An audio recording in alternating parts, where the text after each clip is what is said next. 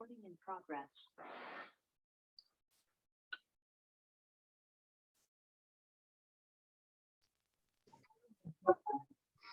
Okay. All right. This is the Fidalgo Democrats, and I want to welcome everybody and say good evening. And thank you for joining the Fidalgo Democrats Zoom meeting. My name is Barbara Cooper, and I'm the chair of the Fidalgo Democrats.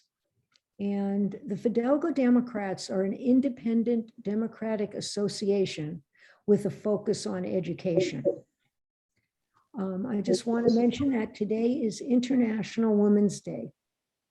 So let's celebrate. Anyway, I'm going to read an acknowledgement and to start our meeting. We would like to start the meeting with an acknowledgement. We, the Fidalgo Democrats, acknowledge that we gather on indigenous land, the traditional territory of the Coast Salish people, specifically the Samish and Swinomish people, and pay our respects to elders past, present, and future. Our next meeting will be April 12th, and again, we'll be meeting on Zoom, and we have invited the Democratic legislators from the 40th and 10th, and it looks like all of them should be able to attend. So that's coming up next month. Before I introduce our speaker tonight, I'd like to ask if there are any elected officials or Democratic Party officials, including PCOs, please let me know and introduce yourself and let us know what you do. So, okay, yes. Sandy Perkins is here, our Skagit County auditor, and she's a very brave person. Clap for you. Thank you. Become an incredibly difficult job, so thank you for sticking with it. Really, it's wonderful. Well, good evening, and thank you for inviting me, and it's wonderful to see all of you. Well, good. And so, is there anybody else that would like to introduce themselves? Looks like Valit, you're raising your hand. Barbara, I'm Valit Sefatin, PCO for precinct 119. I'm sorry.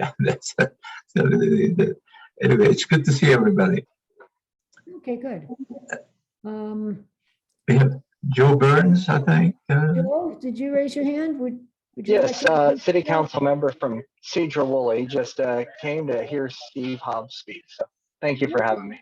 No, thank you so much for coming. Is there any? I'm a PCO over in Bow. Oh, right, Brad. Okay, and anybody else? I'm PCO in Skyline 224. Thanks, Rita. Okay. I'm going to do a couple of thank yous, and then I'm going to thank Don Ambrose again for the Skagit Democrats newsletter. It's absolutely wonderful. Thank you.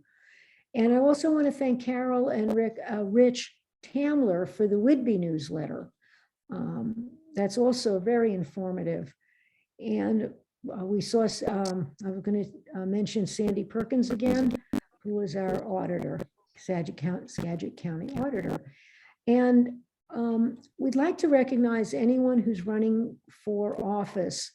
I know that Jason Call is here, and I'll let him introduce himself, but I also want to remind people that after the meeting, Jason is going to stay on and talk about his platform and get to know him a little bit. So please feel free to stay after the meeting to talk with him. So Jason, would you like to spend a minute or so just introducing yourself before we move on? Sure, but first, I have not had an opportunity to offer my congratulations to former Senator Steve Hobbs, who was from my district 44. Actually, no longer my district because I've been districted into the 38th, but it is very good to see a Democrat in that office. I was a high school teacher for almost 20 years, and the WEA kept supporting Sam Hunt, and they said, well, he's a very good Republican. And I said, yes, but he's still a Republican. So good luck, former Senator Hobbs, Secretary of State Hobbs. I do wish you well, protecting the integrity of our voting systems. My name's Jason Call. I am running for the 2nd District, challenging Congressman Rick Larsen for the 2nd time. I will talk to you guys all about that afterwards. But if you want to stick around, I'm sure I can answer any of your questions. Very much appreciate your time. Okay, thanks, Jason. Okay, just before we start, I'm going to say I'd like to mention a few things. Our Zoom host is Brad Kloor of the Skagit Democrat Zoom support team. He will be handling the muting and unmuting and other technical issues. We'll probably mute all of you now to eliminate background noise, and I'll explain muting and unmuting and hand raising later in the meeting. And I'll remind you that the meeting is being recorded, and our videographer is Rita Sullivan, and she will make a YouTube video and send that out. So I will now move along with the meeting, and I'm going to do a little introduction to Secretary Steve Hobbs. Thank you again. He's Washington's 16th Secretary of State, and he was appointed by Governor Jay Inslee. He began his tenure November 22, 2021. Prior to his appointment, he was the state senator for Washington's 44th legislative district, having first been elected in 2006. During his tenure, he served as chair of the Transportation Committee and was a member of the Business, Financial Services and Trade and Environmental Energy Technology Committees. As state senator, Mr. Hobbs' expansive policy agenda included local job creation through helping small businesses and improving transportation infrastructure. He promoted legislation to enhance state government accountability and worked with the community to create new and innovative approaches to strengthening education. He particularly focused on expanding high school and college programs that prepare students for the growing demand in the high-tech industry locally and globally. A lieutenant colonel in the Washington Army National Guard, he advocated for service members and their families by drafting policies that recognize the complex needs of men and women in the military. Secretary Hobbs received his master's degree in public administration in 2011 and a bachelor's degree in political science in 1994, the University of Washington. He also holds an associate degree from Everett Community College. So that's a little background, and I'd like to turn the meeting over to Secretary Hobbs, and thank you again for coming. Thank you, Barbara, for inviting me to your organization, and it's good to see you all here. Some faces you look very familiar, seen you in the past. Jason, you cut your hair. I haven't seen you for a while. I actually like it that you cut your hair. And Sandy, it's good to see you. You're doing the good work on the front lines, if you will, of democracy and elections. So thank you very much. Look, I love my job. I love my job way more than I love being a state senator. And now being in charge of the Secretary of State's office, which, you know, everyone talks about elections, and that is true, we do that. But we also have archives, I have the library, I have corporations, I have charities. We have a combined fund drive that we do. So we do a lot of things in the Secretary of State's office. But because of all the focus on elections in the last couple of years, you bet, my priorities are basically focused on that. Hopefully, my priorities will be reflected in the budget that comes out tomorrow, I hope, because it's going to be very critical in the next few years, especially with the threats that are out there. Number one in my priority is increasing cybersecurity. We've had numerous cyber attacks. We've also had a little bit of cyber scares. Sandy knows about this all too well. I mean, she was on a meeting with us just a couple of days ago on the cyber threats out there. And in fact, I do want to thank Kim Wyman. I mean, she did have the forethought of putting a cyber security operations center in the Secretary of State's office. But what we are going to do is we're going to expand that. We're going to double the amount of people in the cybersecurity. We're also going to try to reach out to our partners, our county auditors, to help them out in the fight with support. Now, hopefully, if the budget comes out, we'll have some grants that we can give out, and some expertise that we can assist in some of these counties. Some of the counties are just tiny. Some of them just have 3 or 4 people working for them, and 2 of those people work for the treasurer. So it's something that we need to do, because no longer can we sit idly by. Our outside adversaries, Russia, China, terrorist groups, and not just inside domestic threats, will try to attack our elections. We will also increase our partnership with the National Guard. We are blessed in the state to have a cyber unit in the state. My second priority is combating misinformation and disinformation. I think we've seen what happens if you allow a tweet to become a retweet, to become a meme. Next thing you know, a false narrative, people see it as reality, and then you have people storming the Capitol in Washington, D.C. on January the 6th. And don't forget this, and I'd like to remind everybody about this. They were storming the Capitol in Olympia as well, your state capital. In fact, that we had to deploy our National Guard up here. Several of my soldiers had to deploy to Olympia to protect the Capitol. So what we're going to do is create a misinformation, disinformation defense cell. We're going to come up probably with a better name, but these people will be proactive. So I'm going to give you an example. Let's say you have a situation where someone, like, I'm going to make up a name, Bad Voter 29 does a tweet. And that tweet says, hey, I saw ballot box stuffing at the Yakima drop box, or the Yakima County drop box. Well, the first thing we're going to do is we're going to find out, is Bad Voter 29 even real? Do they have a St. Petersburg address? And then we're going to work with our partners, the social media companies out there, because they are willing to take down fake addresses. And so we'll be working with them. But we'll reach out to the county auditor to say, in this case, this example, we'll contact Yakima County Auditor and go, have you heard of this? Yes or no? Contact the county sheriff, yes or no? And if it's false, we're gonna say it's false. So we got to deal with it immediately, because a lot of this gets spun out of control, and before you know it, it's too late. And outside adversaries out there like Russia and China and the others I had mentioned, they grab onto this and exploit it for all it's worth. And many times these counties, which are very small, don't have the ability to push back. And so we're dealing with that right now on these devices called Albert sensors, which are tied into county networks to protect them. And so we're trying to push back on the misinformation that's going on with those devices. Lastly, my other priority, which is it's outreach. We need to do more outreach.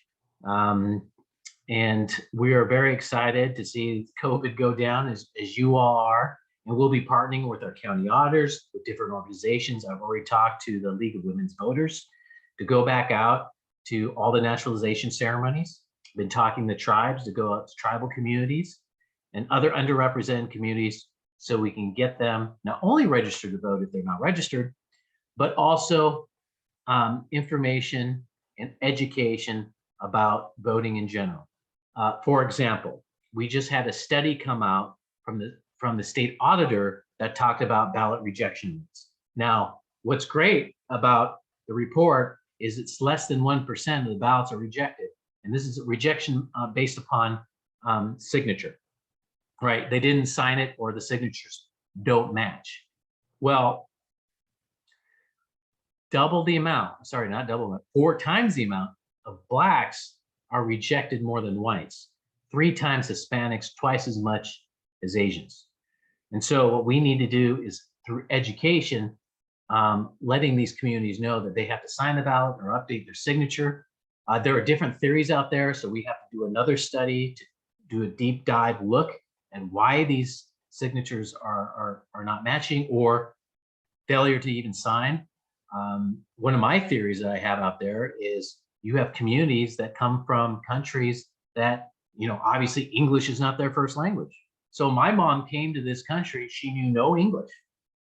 So imagine if you will, if she came to this country in today, where we do mail-in ballots, because when she came in, it was at the polls, and all of a sudden she gets naturalized, she becomes a citizen, and then you're asking her, hey, you have to sign your ballot. Well, if she doesn't have information in her language, or if she isn't told how to sign, or maybe she wouldn't sign in English anyway because she's Japanese, there's a problem there, right? And the ballots are rejected. The other thing that we're going to attempt to do, and I feel pretty good about it, is faster notification of the voters through VoteWaw, and some counties have already done this. I believe King County has done it, where you can notify the voter through text message or through other means, because right now it's basically mail and phone call. Sometimes that's not the way people communicate. Text message is probably better, or maybe an email, just an email, but all forms of communication, not just kind of the two that most people use, so that we can quickly get to the voters so they can get the right paperwork signed and correct the problem. And so we hope that we can come to some solutions with this. And I'm excited to kind of go out there and partner up with a lot of our the county honors and different organizations to reach out to these communities. Some of the counties are doing really good work right now. And I just want to help them get the word out and reach out to people. One other note before I turn over to any questions you might have. The other category of people that have their ballots rejected, young men. Now, again, we're not sure. We just have theories out there. So here's my theory. I have 3 boys, okay? One's 24, one's 21, and one's 18. The 24-year-old was the last of my boys that learned how to write cursive. The other 2 did not. And when I watched them sign things, the younger 2, they just put a scribble, and it's always random. I don't know why they do that, but they do. I just tell them, just print your name. It's okay to just print your name, because you can still compare signatures that way. But that's another theory that we're going to have to look at. Maybe I can report back to you if that's the problem. And with that, I don't want to take up all your time, but I'll take any questions that you might have, or we can end it right here. But I would love to have your support. So thank you so much for inviting me. Oh, yeah. Okay, well, does anyone have any questions? Because I have a list of questions that people have sent me, but I'd like to open it up to the people here. Okay, Don, I see your hand is up, and okay, you've unmuted yourself. Thanks. The quick question, Steve, is we've been hearing recently about the redistricting. What's your take on that? Yeah, absolutely. That's a big deal amongst those of us who pay attention to elections. Not so much everybody else, but it is a big deal. Basically, right now, we were sued. The plaintiffs are saying that the maps do not meet the Voting Rights Act, right? And they're suing at the federal level, not the state level. And so right now there are 3 people that were listed in the lawsuit: myself, the majority leader of the Senate, and the Speaker of the House. I have taken the position that I cannot defend the maps simply because I didn't write the maps, and I was hoping that the commission would enjoin in the lawsuit so that they can defend the lines. However, I have instructed my attorney to tell the courts that they need to make a decision soon on whether or not we're going to keep the current maps as they passed just recently or ratified by the legislature, so we can keep those lines, or we got to go back to the old lines. To me, it doesn't matter. We just need to have this solved soon so that county auditors in my office can have the maps ready and can have the voter database ready for elections, because it will be a complete mess if this isn't done soon. The injunction is before the court, and I am told that they will make their decision by the 21st of this month. I wish they would do it sooner. They're scaring me. They're scaring Sandy. And so they need to figure it out. And the injunction will simply decide whether or not we're going to stay with the old map or new map while the court case is going on. And so that's where we're at right now, presently. Okay. That was a long answer, sorry. No, that's great, because it just was in the newspaper, so I'm sure there's a lot of interest in what's going to be going on. All right, Candace, I see you have your hand raised. Hi, I just wanted to tell you what a wonderful job the Secretary of State's office does with civics curriculum. I'm retired now, just a few months ago, but I worked at a skills center, and we have a criminology program, and I know that other skills centers in the state have this, but I was able to get the civics curriculum for our school, and it was invaluable. It was wonderful, and I just wondered if you send this out to all schools. Send out. You came in broken because my internet's not all that cracked to be right now. But just the last part. The Secretary of State's office provides a civics curriculum. Oh, yes. That can be followed online. There's different lessons and a wonderful curriculum. Right. And I just wondered if you provide that for all schools. My understanding is that it is. However, I'm probably going to have to check that again. But well, I'm glad you asked me that question, because I want to talk about something else that's tied to that, and that's getting young people to vote. And so I'm going to just talk about a little bit about myself. I remember in the 80s, this program called Rock the Vote, MTV Rock the Vote, to get young people out to vote. And I think we can all think of the different programs, whether government programs or private sector, trying to get young people to vote. Unfortunately, it's kind of it's peaks and valleys. So then how do we get young people to stay engaged and stay voting, or at least get them while they're younger? And Candace, what we're thinking about doing, not just the civics course or curriculum you're talking about, but we're talking about possibly creating an app, a game app, because a lot of these young people are playing on their phones. And some of the ideas, and by the way, we have a lot of game designers here in the state of Washington, indie game designers, that the idea is we create an app for young people. They play in a fantasy type world, right? A fantasy state or what a country, and they vote for fantasy senators, leaders, mayors, and then we throw in some civics questions that are part of the state of Washington. And when they engage, they get points, right? And they get digital awards. Now, at first, and I know some of you are thinking about this, Steve, that's crazy. Well, you know what? It is, but they love it. Young people love it. And so if there's a way we can gamify this while they're playing a game and having fun and getting points and showing their friends, look, I got more points than you. I'm a 10th level citizen. They're learning about civics and they're being engaged, so that when they become adults of voting age, then maybe they'll actually get involved. There's also another idea that if there's a way I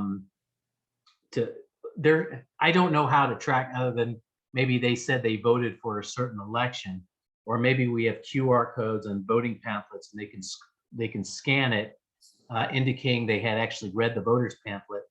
They get points for that. So let's say if they're voting age, they get 50 points for saying they voted in a presidential election, but they get 100 points for voting in the February election because nobody votes in the February election, and we want people to vote in the February election.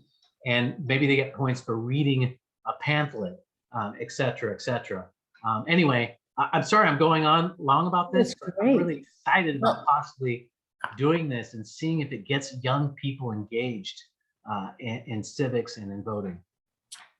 No, that's wonderful. And our criminology program, actually, the students were tested on it. And also along with it was automatic that every election we would get a box of voter pamphlets and forms to register to vote. It was great. It was great. And I really support that. The other thing we're thinking about doing is, along with the civics curriculum, is providing to all schools board games in civics. Another thing that this state has is a lot of board game creators. Believe it or not, we're the tabletop gaming capital of the world. And I was thinking about maybe we create civics games that we can send out to the elementary school, middle school, and high schools that kids can play, that can get excited about civics. I have one more question. I phone called for the federal election for to get the vote out, and I just wondered if Washington, I mean I know there's chapters in Washington that call for the elections, like calling to they target certain states. Obviously they're targeting the Republican states now. But I just wondered if the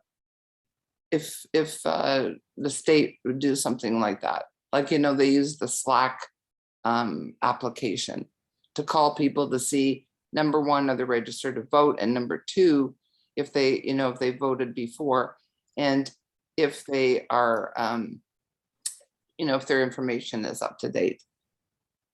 Oh, on the like calling each registered voter, or is that what you're Yeah, talking about? We get a list and it automatically comes up, and we call them and say, have you, do you have your ballot?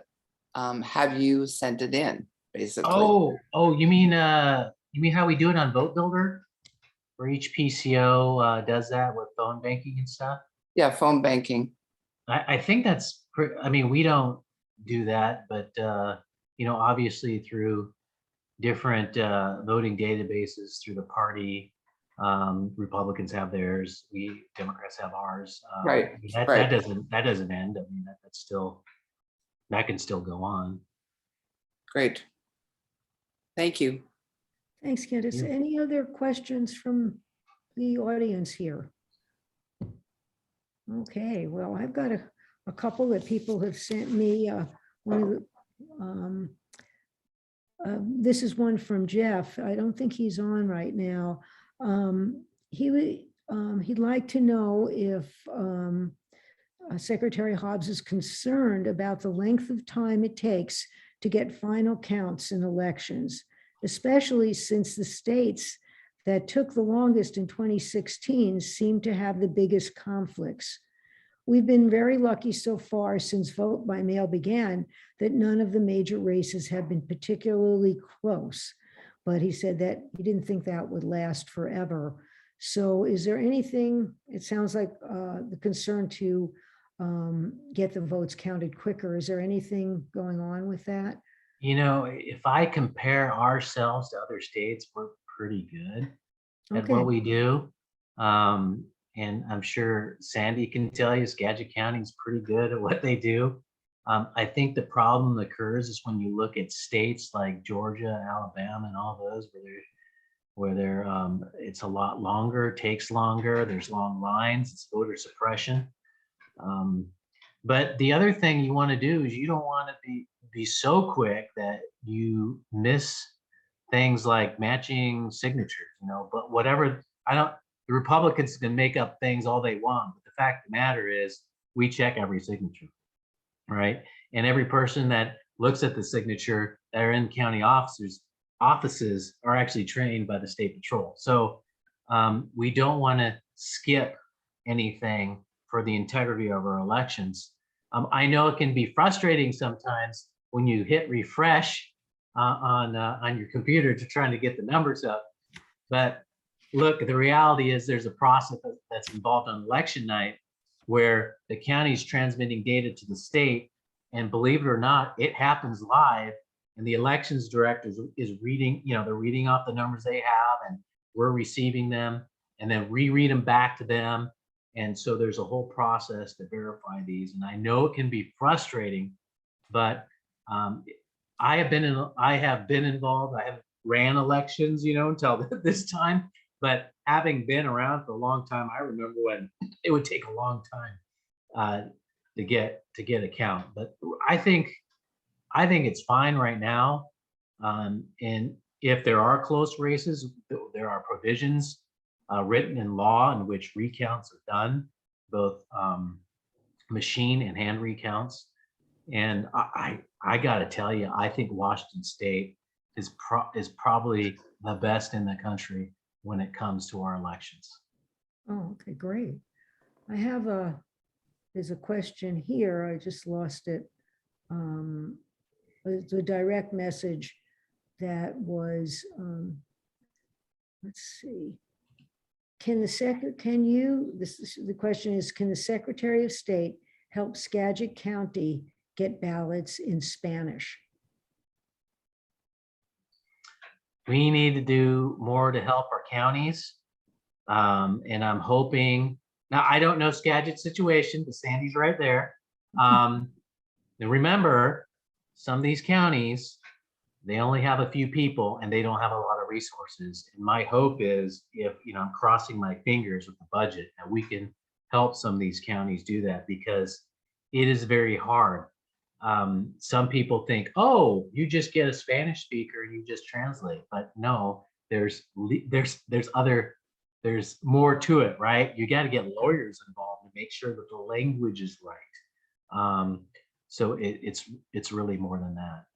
But if Skagit has a problem, hopefully we have money to try to help them.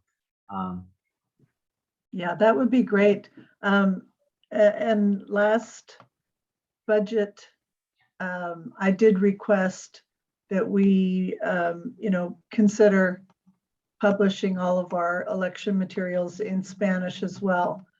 Unfortunately, the commissioners did not pass that, but I'm going to try every year until they give in. And yeah, if there's anything the state can do to assist that would be wonderful, because I am all for it. See, and that's one thing that people need to realize is county auditors. I mean, they have to beg and borrow from the commission. And if you have a commission that's not willing to support the auditor, then that's going to be a problem. And so you need to help Sandy out and get the commissioners to help her, is what you all need to do. Yeah, the commissioners are very, very cooperative with me generally, but money is tight these days, so they have to pick and choose what their priorities are too. But I will continue to ask, because I think it's very important. Yeah, you have a very large Hispanic community in Skagit County. So. Yes. Yeah, we do. Okay, Lynn, just in the chat says, I encourage everyone to sign up to be election observers. It's an amazing and very well done process. And this is a question that was in the chat. A question from Ralph Monroe on our Secretary of State has had terrific international outreach through organizations like Sister Cities and others. What is your role given the Russian aggression against Ukraine, and what are the impacts on Washington State? Wow. So since Ralph Monroe has left, the whole state engagement and international relations has kind of shifted over time to more of the lieutenant governor, but we're kind of but we'll see what happens if I can try to get some of that back. But I will tell you, the Secretary of State does do quite a bit of outreach, probably not the level it once was under Ralph Monroe.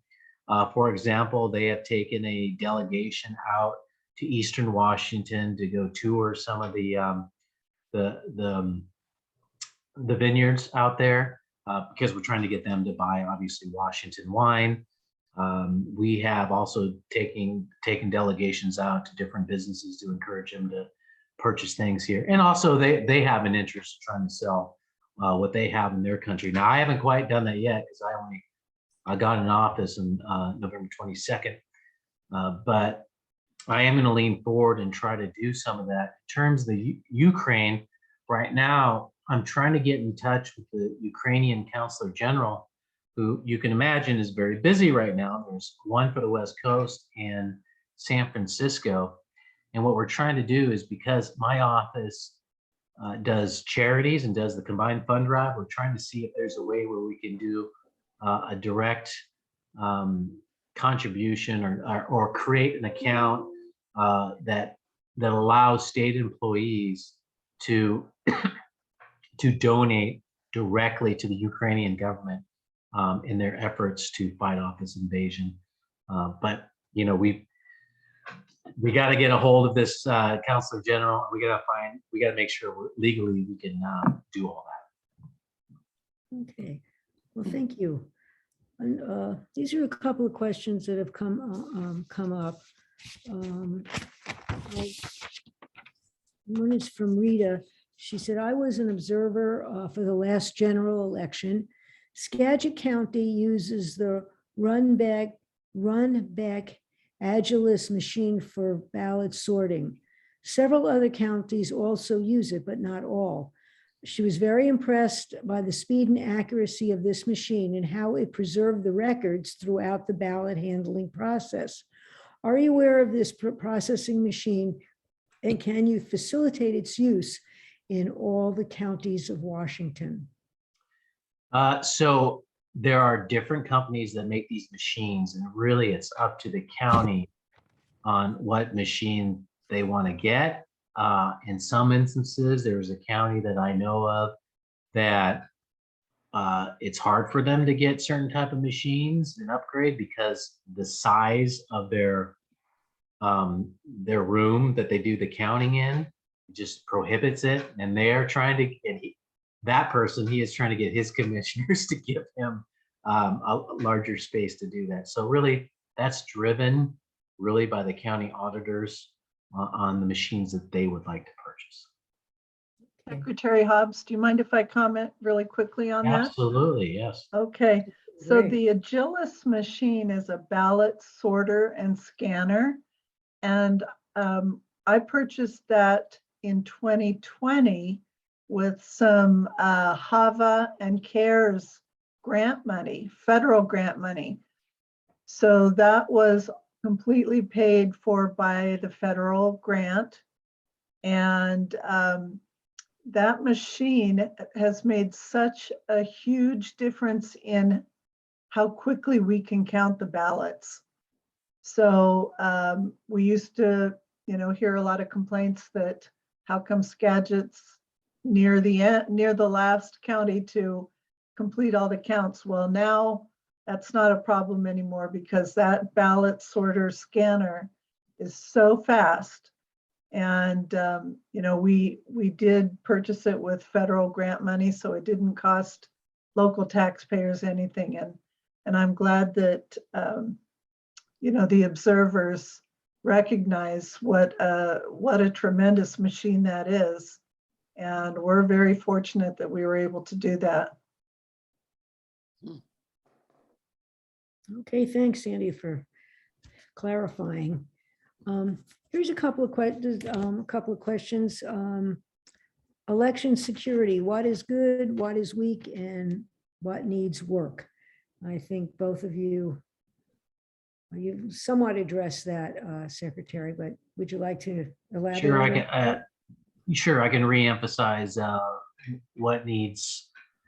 Well, what's good right now is that there is a cybersecurity cell in the Secretary of State's office, and there are a few in different counties, but all counties are different because of different sizes and resources. And so what we plan to do is expand our cybersecurity element in the Secretary of State's office so that we can do more work, more outreach with our county partners to secure our elections.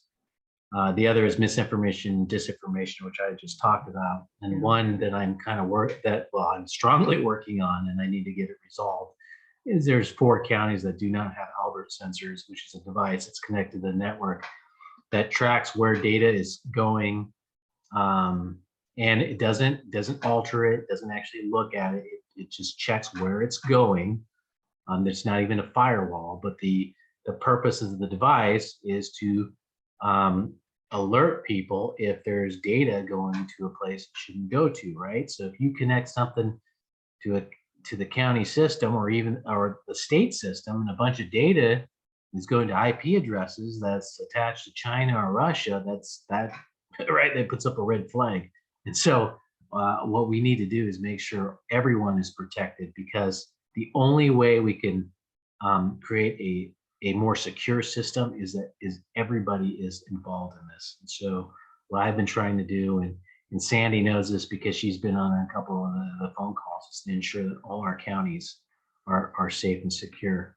Sandy understands that because I know she has an Albert sensor on, so thank you.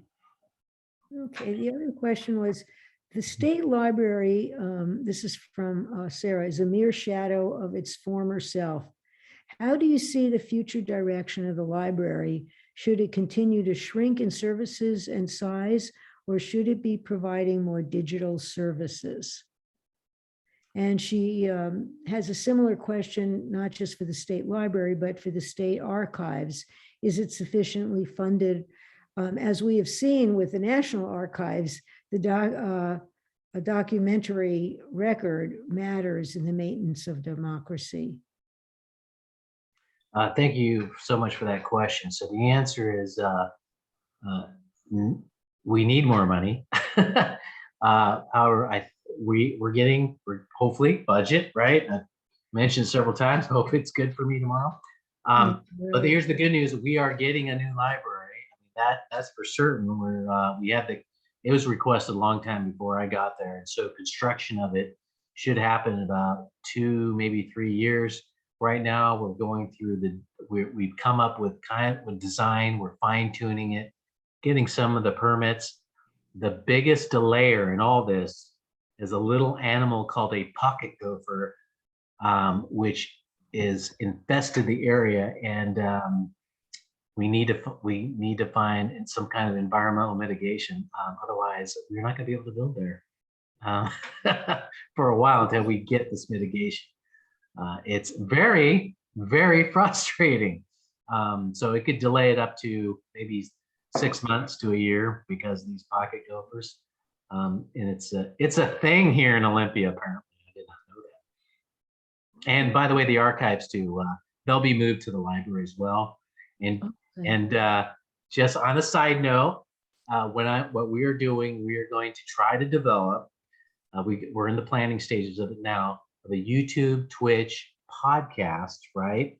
Where on the library side, because we have connections with a lot of our authors, famous authors in the state of Washington, where we'll do a monthly podcast. So for example, I'm a big nerd.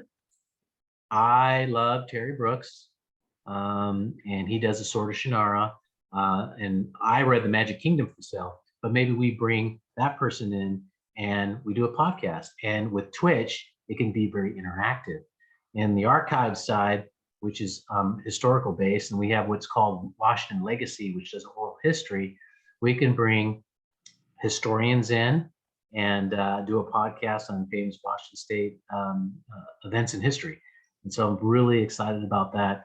And hopefully that'll get people excited about archives and libraries. Yeah.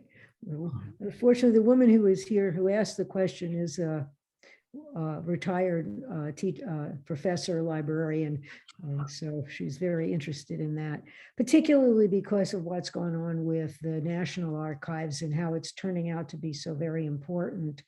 it was sort of one of those things out there, and now we're realizing how very important it is to keep records and that the records are secure. So thank you.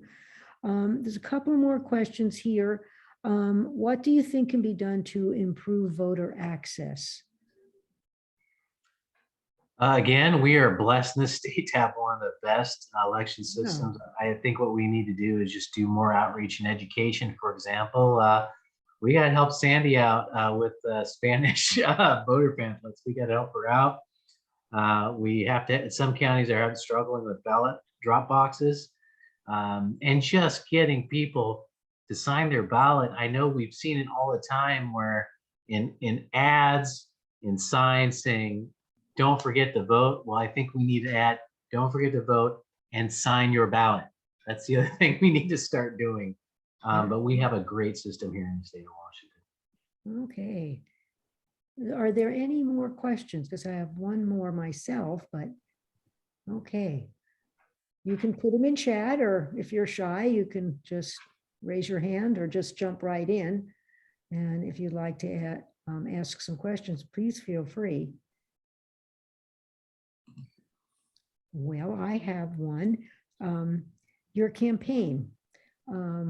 One, if you'd like to, you can tell us, or you can put it in chat how we can contact you, or can't contact your campaign.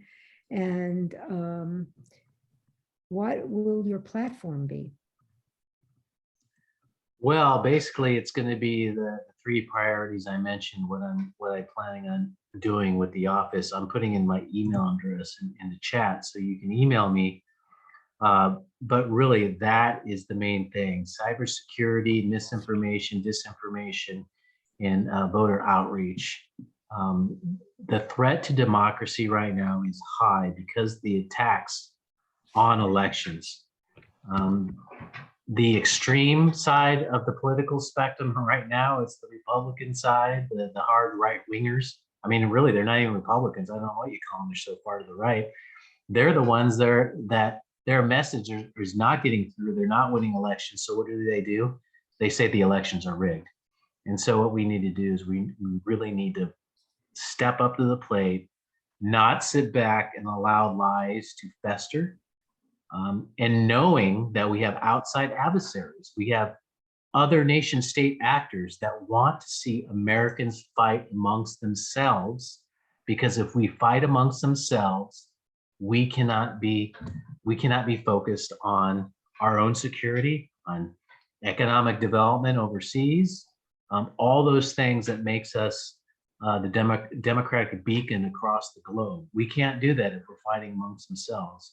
And unfortunately, they are successful right now because we tend to fight amongst themselves, especially during when Trump was in office. And so we need to be vigilant as we're coming on the next election, or this election in 2022 and definitely 2024. So my goal is to get this office ready for the attacks that's going to happen through cyber and misinformation and disinformation, and just educating the public. One side note that I didn't mention that is going to be part of the office as we develop this, and in terms of misinformation and disinformation, is just general education of social media. I think all of us here can probably point to a relative or friend that when they read something on Facebook or see a tweet, they take it as gospel truth, and what do? They immediately retweet it or share it. And that is a problem, because you start doing that more and more, it affects algorithms. And next thing you know, people see it at the very top when they're scrolling through their social media platform.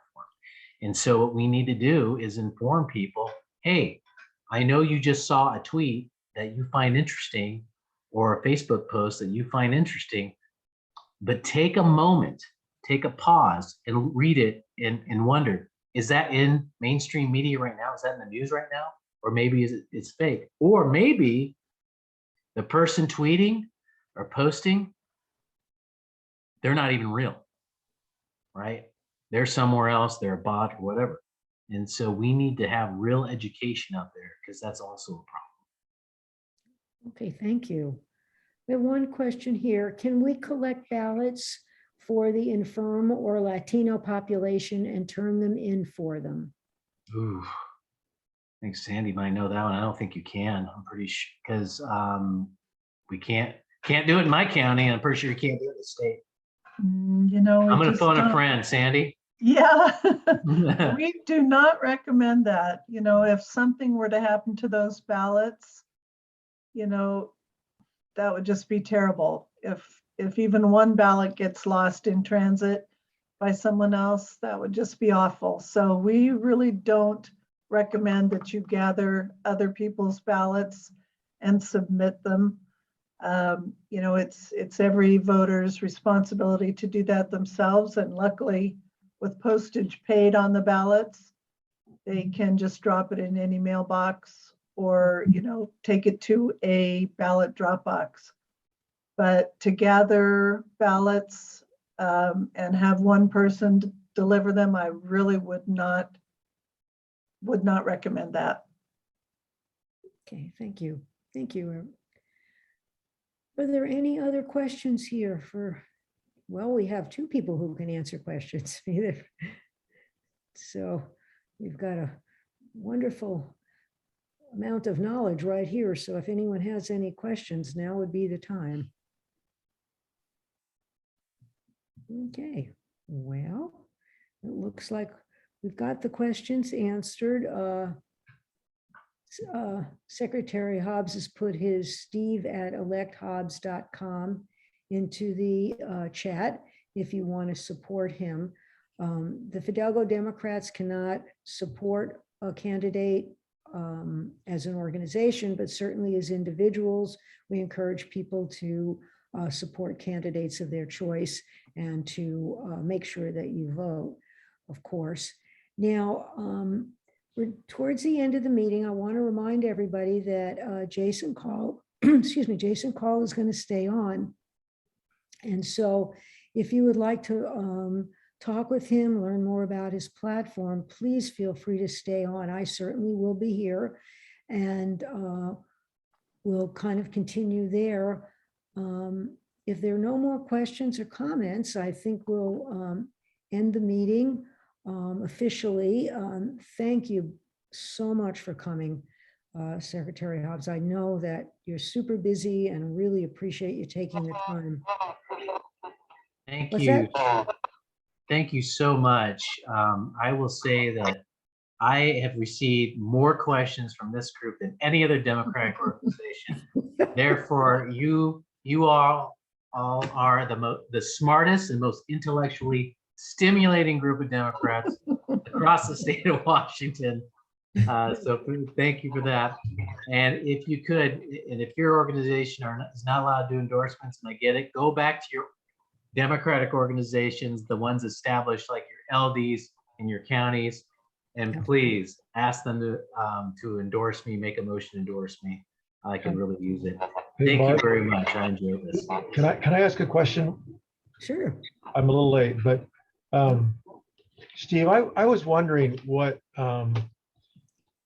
in what cases you might have legal grounds to pursue disinformation about issues or candidates. You know, we're living in this amazing quantity of disinformation about all kinds of issues.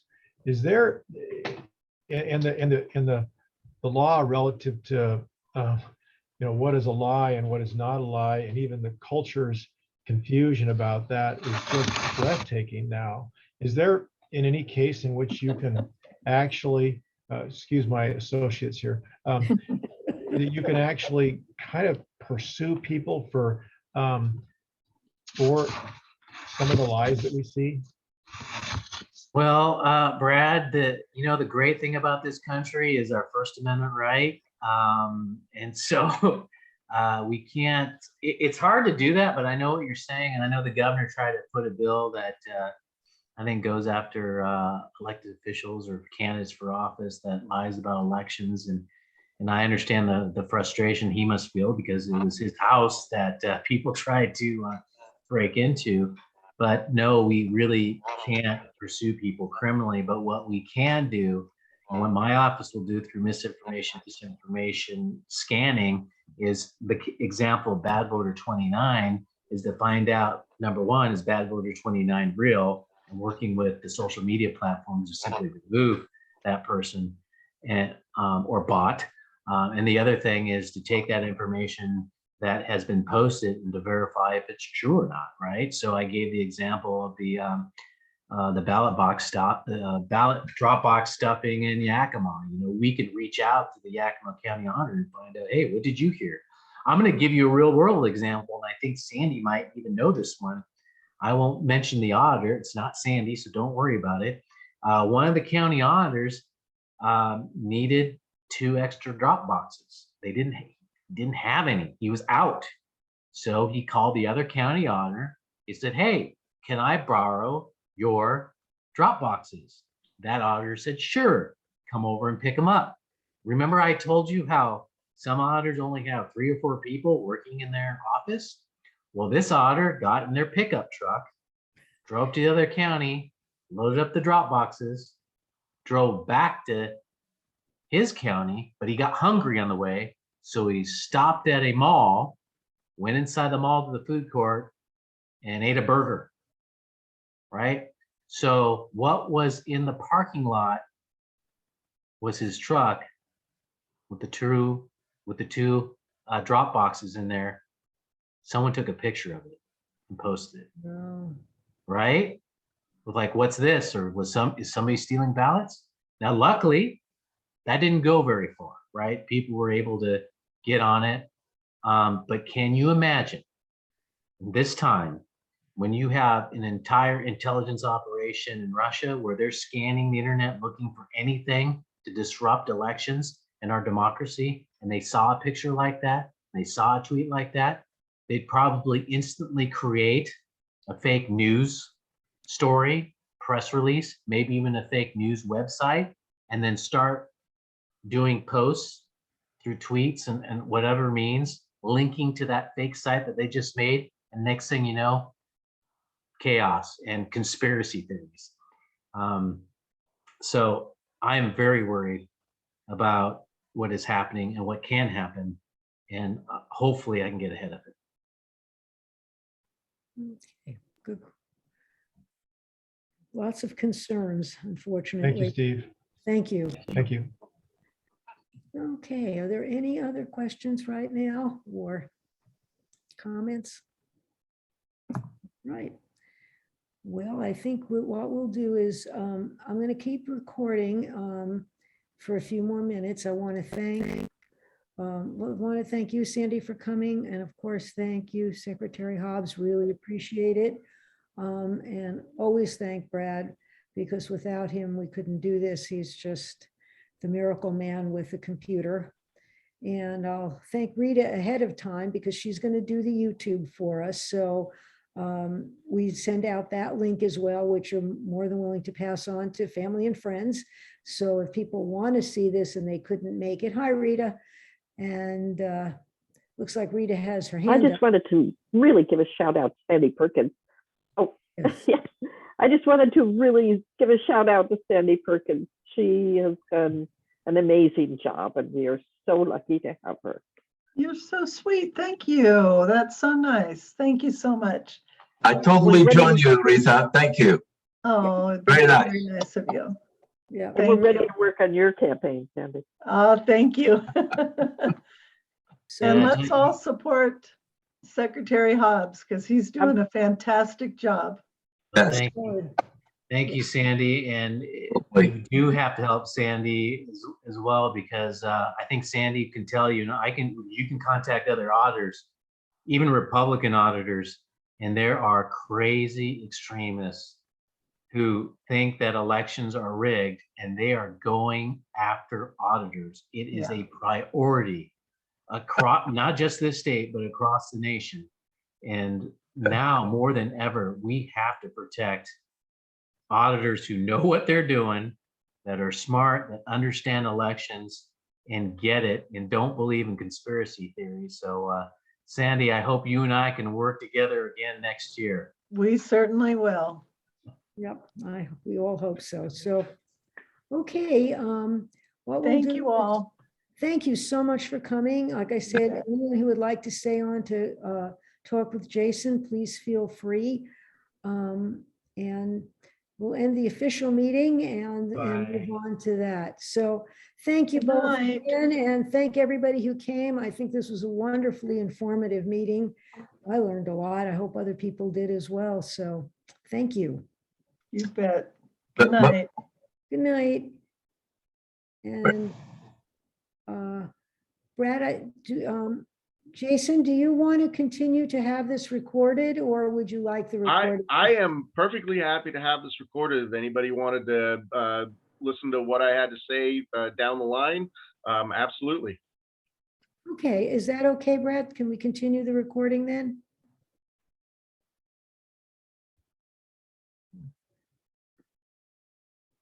Brad, can we continue? Oh, I'm sorry. Yes, yes, you sure can. No problem.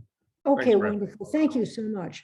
Okay, so we'll, if anybody, okay, Jason, maybe you could introduce yourself. and Sure. See if people have questions. All right. So Fidalgo Democrats, I appreciate your time. My name's Jason Call. I am running for the second time for Washington State's 2nd Congressional District federal seat, challenging incumbent Rick Larson. I ran in 2020, and I just kind of recap that. We raised a little over $50,000, and I know that's a paltry sum, but I don't take any corporate PAC money whatsoever. A relatively no-name campaign, and our name was at the bottom of the ballot of 8 names. And 3 of the counties didn't print voter guides, and we still got almost 35,000 votes, which was 3 times more votes than any progressive challenger in the past to Rick Larson. And so we think we did very, very well. I think there is definitely some feeling in the district that we might want to change. So I have lived in the 2nd district for since 1999. I've lived in the Everett Marysville area. I was a public high school teacher for 18 years, most of it in Snohomish County. I did 6 years in Marysville. I was chair of the math department at Getchell High School. I did 7 years at Kamiak High School in Mukilteo. So the Washington 2nd District is my home. Prior to that, I have lived in Albuquerque, New Mexico a little bit, but I grew up in Pierce County in the Graham area. I went to high school in Tacoma and went to the University of Washington, where I got my bachelor's degree in political science, coincidentally, the exact same year Steve Hobbs did. So he and I were both political science graduates in 1994. I'm very upfront about my differences with incumbent Larson. I have been oppositional to his representation since 2005, and there was a very specific incident that kind of did it for me, and it was when he voted for the 2005 Bankruptcy Reform Act. And it wasn't so much that he voted for it, although I thought it was a terrible bill. It is the bill that took student loans off the table for bankruptcy. So right now, the only loans that you cannot write off, cannot file for bankruptcy are student loans. And that came from that 2005 legislation. So really what kind of set me at odds with Rick was we had a town forum in town. He did the town hall at the Aquasox Stadium in Everett, and I went there, and I was fortunate enough to be the last person to get the microphone, and I asked him why he voted for that bill, and he didn't want to answer me. He basically told me that people in Washington D.C. Who write these bills know more than I do, and that we should just accept what their decision was, and unfortunately, I have felt that kind of response from him many times over the many years that he has been my representative. In fact, the entire time he's been in office, he's been my representative. So my vision and his vision for the future are, different. If we look at the Democratic Party as a big tent party, he and I are on opposite ends of it, and I make no apologies for that. I want a I want a Medicare for all single payer program. It is criminal that in the wealthiest nation in the world, we still have, 30 million people who can't see a doctor because they don't have insurance at all. Tens of millions more who won't go see a doctor because the insurance that they have is substandard. So Medicare for all is a top priority for me. We have over half of the Democrats in the House at least say they would support it. Of course, we have the Republicans to get through. We've got the Senate to get through. So definitely understand what our challenges are. But Rick does not support a single payer system. He said in public multiple times that he won't support a single payer system. The other top priority, I should say I have a number of top priorities, but the other huge top priority is obviously our climate is in, it's gone beyond now. The latest IPCC report, which came out a little over a week ago, says we've gone beyond climate crisis. We are now in climate breakdown. And that is, it's horrifying to me. I have teens. I've got a daughter who is going to be 19 this weekend. And I've got a son who is a sophomore in high school, who goes to Lake Stevens High School. And their future in terms of climate is bleak. NOAA put out a report about 2-3 weeks ago that said a foot sea level rise is inevitable now. That even if we do all of the right things right now to get off of fossil fuels, if we do all of the right things right now, that we have set things in motion, that things are out of balance so much with the climate, that a foot sea level rise is inevitable. So we're all probably aware of what that means for Washington's 2nd district. We have 500 miles of coastline in this district. If it's all added up with all the San Juan Islands, Whidbey Island, and our coast that now goes with the new district maps from Edmonds all the way up to the border, that's 500 miles of coastline. And we are going to be substantially impacted in this district more than most other districts. So I have some big concerns about how much we're investing in making sure. I mean, we are going to be considerate. There are going to be climate refugees all across the world. It's going to be the poorest and most vulnerable people in coastal areas. Predictions are countries like Bangladesh and Vietnam are going to be completely underwater. Well, that's, you're talking about 300, 400 million people right there who are going to have to go somewhere. And by the time we get to that point with population rise, it's going to be more than that. But we're going to have our own climate refugees right here in the 2nd district. And I want to know what we are doing to plan to help move those people and get them resituated, because it's going to happen. And I don't think the people who are in charge of our systems right now are thinking on those terms. So I want to substantially invest in local rail and local mass transit. Our rail systems are highly underused, and rail systems are about 30% as fuel used as cars and trucks.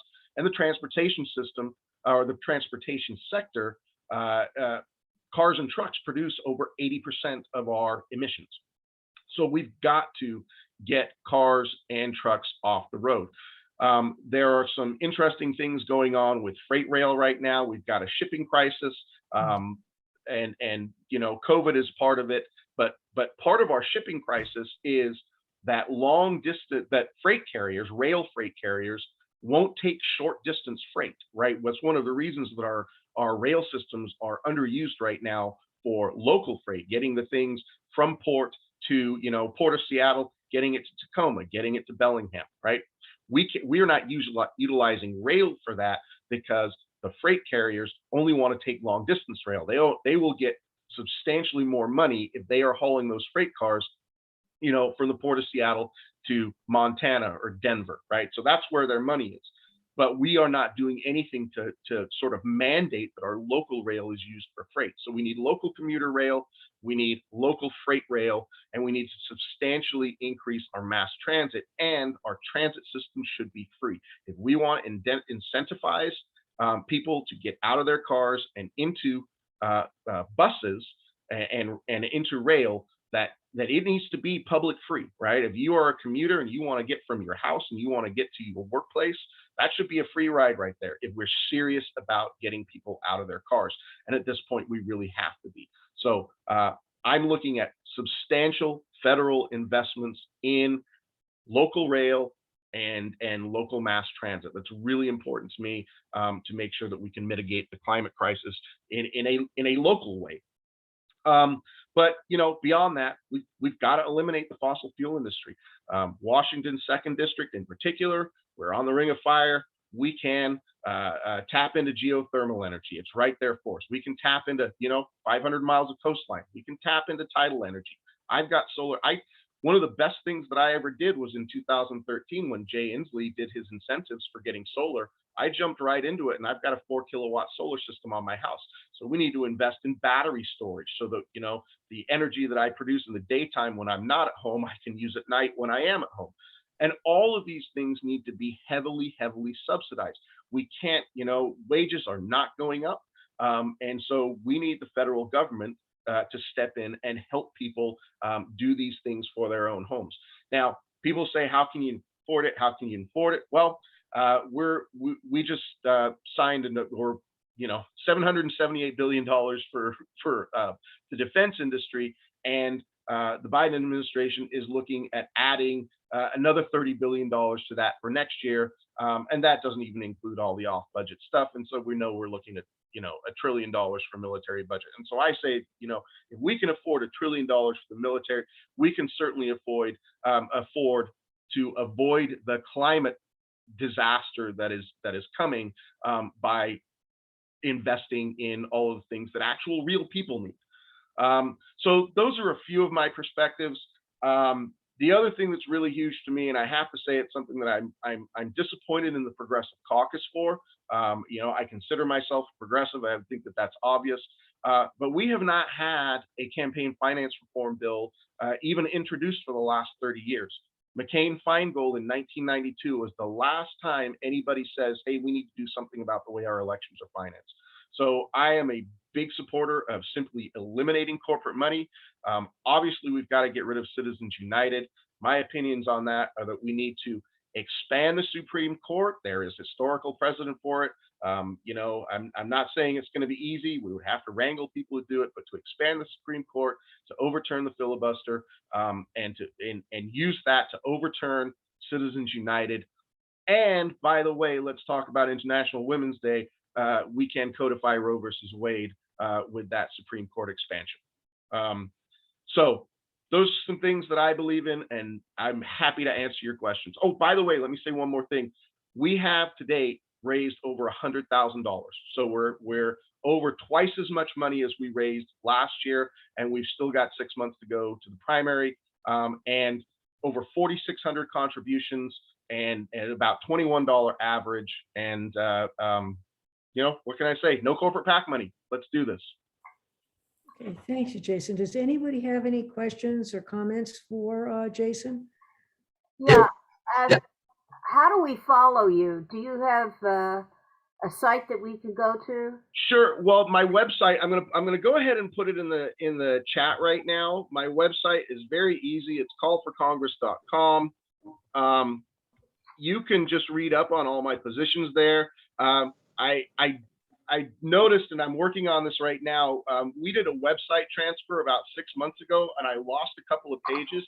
So I actually don't have an immigration page on there for my issues page, but I want everybody to know if you went there and we're looking for that, we're working on getting it back up there. But, we did a website transfer, and I got about, 18 issues there that I'm talking about, and that one just dropped out somewhere, and somebody noticed it, and so I'm getting it worked on. But it's the same thing on my social media, and I don't know who does the social media, but it's Call for Congress. If you're on Facebook or Twitter or Instagram, it's all Call for Congress. It's very easy. You can sign up for my mailing list on the very front page of my website. Put your information in there. We'll get you on the mailing list, and I send out an email, roughly every day. Sometimes it's issue related, and sometimes it's direct. Hey, we got to raise some money. But all of my emails are either I wrote them, and I do work with an email team, but either I wrote them or I collaborated with somebody, because you kind of got to get the wording right with the message. But it all comes from me. It's all authentic. Very nice. Okay, thank you. Okay, looks Lynn? like we have a question. Lynn? I do. I have two questions, and I'm taking advantage of the fact that I'm on Fidalgo Democrats meeting, which means I can ask questions. Otherwise, I can't. Don't tell. Well, it's You're recorded being now. recorded, so be careful. Oh, doggone it, Brad, unrecord. No, I do have two questions for just clarification. You state there's two things. One, you said you'd like mass transit paid for and free. So my Yes. question is, how can that happen? What's Well, your plan? Wait, let me get, I have the memory of a flea, so I have to get them both out. I'd like you to talk a little bit about your view of the Ukrainian-Russia conflict. Okay, done. Yep, I can do both of those things. Well, listen, the federal government some people have different opinions on how the federal budget works, but let me get my camera straight there. My economic theory, and if you've read Stephanie Kelton's book, The Deficit Myth, my theory is in line with what she has written in The Deficit Myth, and it's not Keynesian economics. It is basically our government, our federal government, has the capacity to do anything it wants to do, right? So people don't come and say, where are we going to get this money for the $1 trillion defense spending? So my opinion is, and it is backed up by economic science, that if we spend in areas that are going to be of public benefit, then those economic returns will come back to us in a way that is not inflationary. So people will say, you can't just spend at the federal level. Well, in a way that's true, and in a way that's not true. It all depends on where the spending is. So defense spending is actually inflationary spending, because most of what you put out there with defense money does not come back to the community, right? You're paying weapons manufacturers. Bullets and bombs don't have any value beyond, once they're used, they're used. And a lot of that money just goes into shareholder profit, and it gets sucked up into the wealthy, and they'll stick it in their bank accounts, right? It doesn't go back into the community. But if you are spending things on, we're getting people to work, right? Mass transit is you are getting people to get to their jobs. That is having a direct return to the economy, right? If you are building green transportations, you are reducing all of the pollution. That is also a direct benefit to the economy. Why? People are going to be happier and healthier, right? So all these things have a direct benefit to the economy and are not going to be inflationary. So I definitely think this needs to be heavily subsidized by the federal government. I don't think it's something that should be state, county, local reliant funding. Those are fixed budgets, and a lot of things around here that we've got to take care of. But I'm talking because I would be a federal representative. I would lobby hard for the federal government to be providing those things as a service to people, right?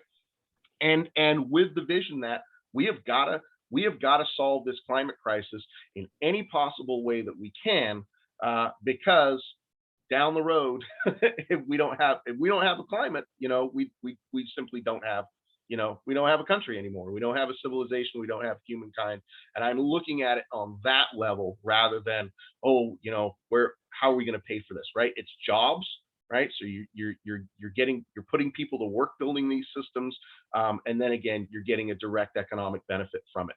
So you don't have those inflationary concerns that a lot of economists might say, oh, you can't just spend, right? No, you can't, but if you spend on the right things, you can. So that's my opinion of mass transit.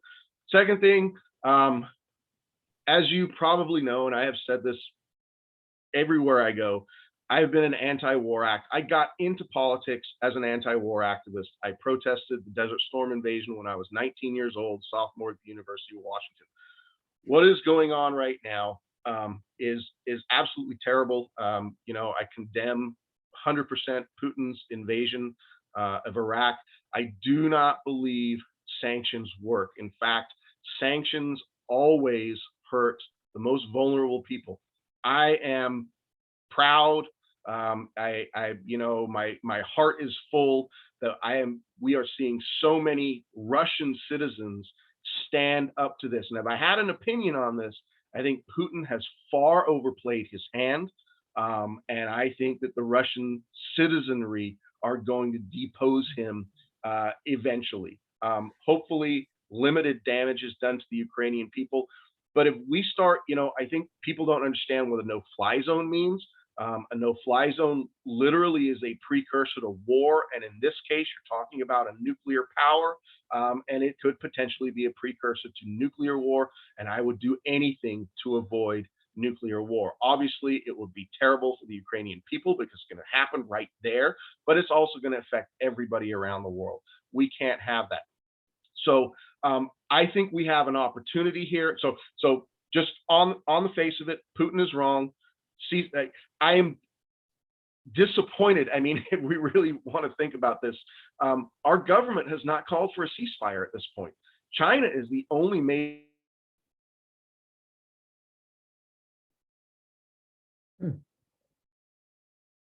Looks like may have lost Jason. Give him a couple of more minutes. I was worried it was my computer. No, it's his. Hi, Jason, we lost you. Did you do that, Brad? Just to shut the poor guy out, or? Looks like he got bounced out. Maybe he'll come back in. All right. Give him a couple more minutes and then we'll end it at 8:30 anyway. So we did get a little bit of information. We'll just wait another minute or two, see if his computer behaves itself. We'll probably come back in. All right. Barbara, Madam Chair, you did a great job. Thank you for handling this. And I'm so pleased that Steve was able to join us. I'm really, really hoping that we will all rally behind him and support him to win the seat. I think it's crucial for the state of Washington to have a Democratic Secretary of State position, in my judgment. Okay, so, okay, he's waiting. I think we've got him back for a few more minutes. Let's see, I just admitted him. Nice job, Barbara. Nice meeting. Thank you. Well, thank you. I have no idea what happened. My computer just completely dumped me out of it. Okay, Jason, we have it's about 5 or 6 more minutes. Okay. Before we usually end. So Sure. Before you go, let's see if anybody has any questions for you, the folks that are here, to see what does there anybody else have any more questions for Jason? Yes, I do, Barbara, if I may. Sure, absolutely. Hi, Jason. Hi, I'm Walid. We've been corresponding all the while. Listen, I want to congratulate you for being so courageous to team up with Code Pink to counter a protest last Sunday in Seattle. I apologize, I couldn't attend because I had another obligation with Barbara and Associates for another reason. But my question to you is, why Biden's approval rating is so low? I mean, in the black folks, it went down from 85% to down 60%, something like that. It's probably down to 50% now. So I actually, this is a really important question. And as Secretary of State Hobbs was talking, the question came up, how are we going to get young people to vote? And for me, this kind of dovetails with what you're talking, Vali, is we give young people something to vote for, right? So what do young people have to look forward to right now? They have a climate that is in collapse. They have jobs that aren't paying them what they need to get by. They have, they don't want to go in debt. We have college that is going to cost them. I remember when I went to college, I went to University of Washington, started in 1989. The entire year was $8,000. Now you're looking at $25,000, $30,000, $35,000 for a single year of college. People don't want to go into debt. My kids don't want to go to college. My son is not looking at college right now as a sophomore. So, and on the one hand, that's troublesome to me. On the other hand, I'm like, you know what? We should not be forcing people into college who don't want to go. And we should be making college fully accessible to people free of charge. Again, this is one of those, how are we going to do it? It's an investment in the future. Young people today do not feel like the political system is going to serve them or their futures. Climate, healthcare, education, housing, rents are you all know what's happening with rent. I live here in Marysville. I've been in my house for 13 years here in Marysville. 3 years ago it was worth $375,000. I could sell it for $800,000 today. I could probably put it on the market for $800,000 and sell it the first day. This is not anything that young people are looking at and saying, this is my future. Okay. So as a candidate, so we want to talk about why are Biden's numbers, why have they dropped? A lot of it is because people are recognizing that old politics, right? The politics that may have worked in the 80s and 90s, we've come to a point where they are not working for the future anymore, right? And I understand that the political system itself is very difficult and it's cumbersome and it's hard to get things through it. But we need to have people who are actually standing up for those things in the future and not talking about incremental. Young people do not want to hear incrementalism anymore because they are looking at a future that is, like I said, it's extremely bleak for them right now. So I'm hoping that my candidacy will offer, when we talk about how are we going to get young people out to vote, we're going to give them things to vote for, and I'm going to get out there and fight for them. So I think that kind of mashes with your question on why Biden's numbers might be dropping. And part of it is you're never going to get Republicans to support him, right? Because Republicans are, we can't even talk about Republicans. They're so far, and sometimes people ask me, well, what are you going to do to reach out to Republicans? How are you going to appeal to Republicans? I said, the only thing I can say to Republicans is that I believe that the policies that I support are going to serve you and your kids. You don't believe it, but I believe it. That's about all I can do for you because,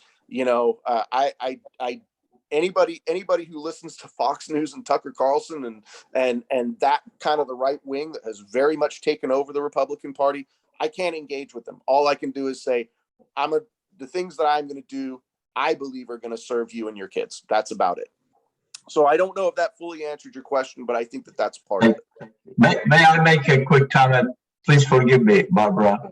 Yeah. The folks overseas despise Trump, despise him. And I have a lot of folks overseas. And now, I personally assure them, hey, we have this fantastic guy coming in as a president, Democrat, grandfatherly individual. He is going to bring peace and tranquility to the world. And now I'm getting calls that says, hey, we want Trump back. I'm sorry, guys. I know every single individual here. Let's not get into this, Philippe, because this is being recorded and we need to let Jason kind of talk. I know.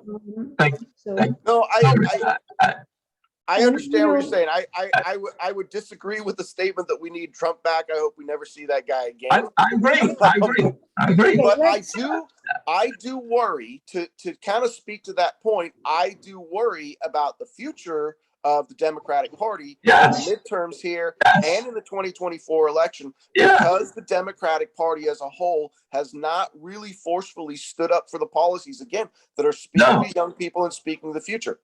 That's one of the reasons I don't take any corporate money, because I think both parties are way, way, way too controlled by the corporate elite. And if you don't think that influences the decisions that are made in Washington, D.C., I mean, of course it does. So we need a new direction in politics. Now, people ask me sometimes, and I'll wrap up here. People ask me sometimes, how are you going to get something done? Because the people in DC, they're not supportive of the things that you're doing. You're going to be fighting the establishment the whole time. And my answer to that is, you're right. I'm going to be fighting the establishment the whole time. And I'm willing to sit here and say, I might not get anything that I want passed. Like, I can't guarantee that I'm going to pass Medicare for all. I can't guarantee that I'm going to get a Green New Deal passed. But what I'm going to do is I'm going to be a consistent voice for those things. And what we don't have right now is a consistent voice for those things that stays on message and says, this is the direction we need. This is the direction we need. So a piece of legislation that I might sponsor might not have the support, might not campaign finance reform, for instance. You know, a lot of people like taking that corporate money. They might not support it.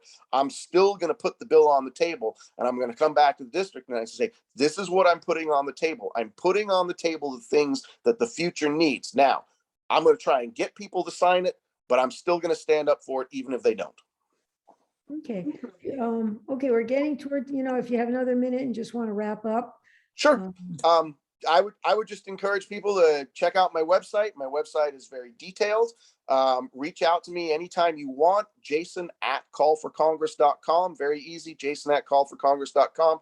I answer my emails. I would love to come. If anybody has any particular place that they want me to come, come and speak to these people. I just let me know when and where. I'll show up and speak to them, or we can have a Zoom meeting on it. I will speak to anybody who wants to learn more about my campaign, and I'm putting myself out there as much as possible so that people are aware of us. Okay, great. Thank you so much for coming. Thanks, Barbara. We'll have, this will be the end of the recording for people who want to continue on for a few more minutes afterwards. So I appreciate you coming. Thank you. And Brad, is there anything else